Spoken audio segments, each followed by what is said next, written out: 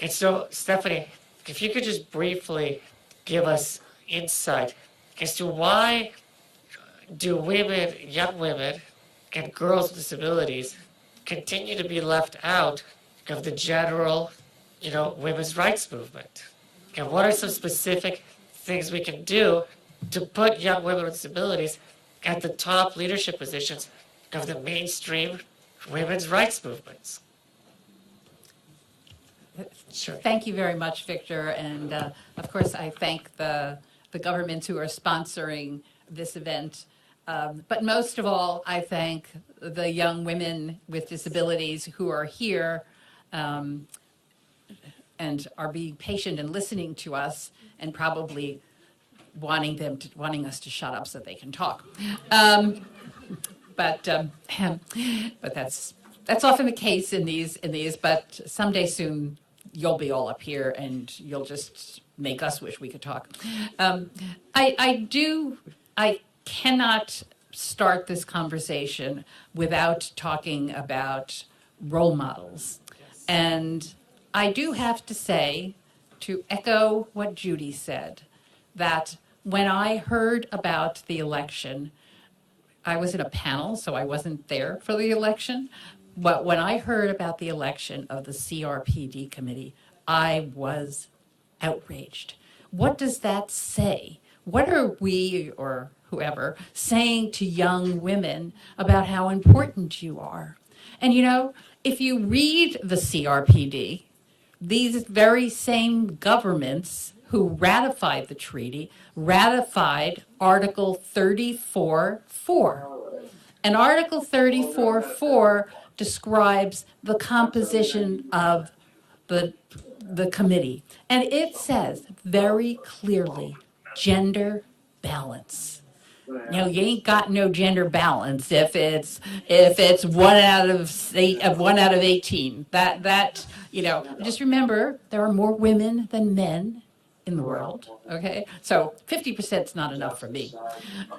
So talking about mentoring, I think that what we need to do in this issue, as well as for many of the others that we've talked about today, is that we need, just like political parties in your country do, if you want to get into politics, you got to start early, okay? You can't be starting on the month before when, somebody puts out a call and you go up to your minister and say, oh, gee, would you nominate me? No, we have to be working with women, including young women and girls, because it'd be nice for there to be a young woman on the committee, but to work with people to see themselves as potential members of this committee and start now, working on your bio, understanding who you are. I didn't read the bios, I have to say, of all the people who were elected, but I'm willing to bet you that not very many of them mention in their bios their work on women and girls with disabilities. I'm taking a wild guess here,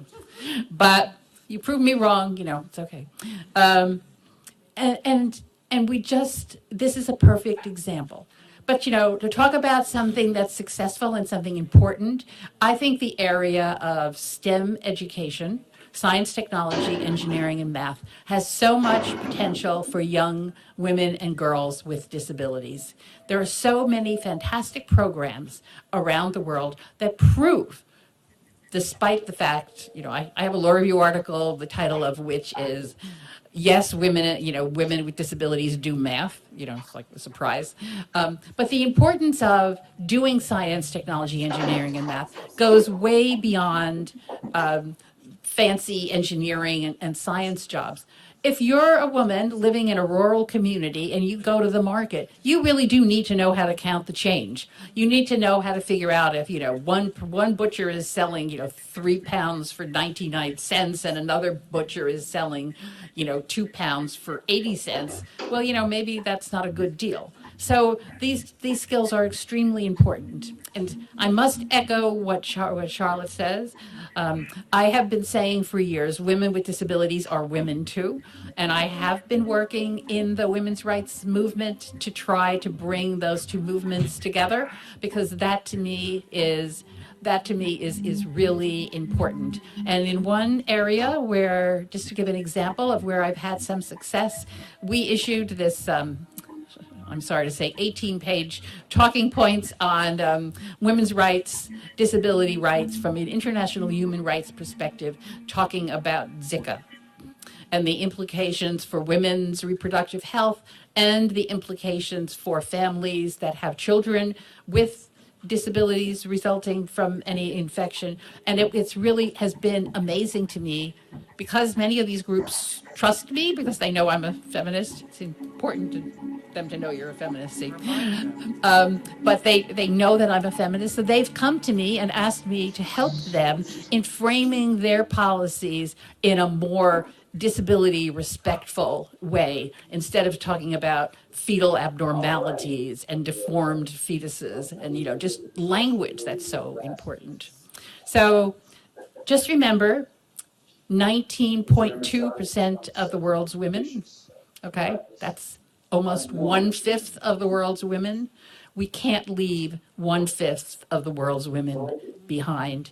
It's as colleagues from UN Women have been pointing out for a long time, it's the women are the economic engine of our future, and women with disabilities are part of that economic engine of our future, and we really demand equality. I think we have to stop asking. Maybe it's time to stop being nice girls. Okay. Thank you. Thank you.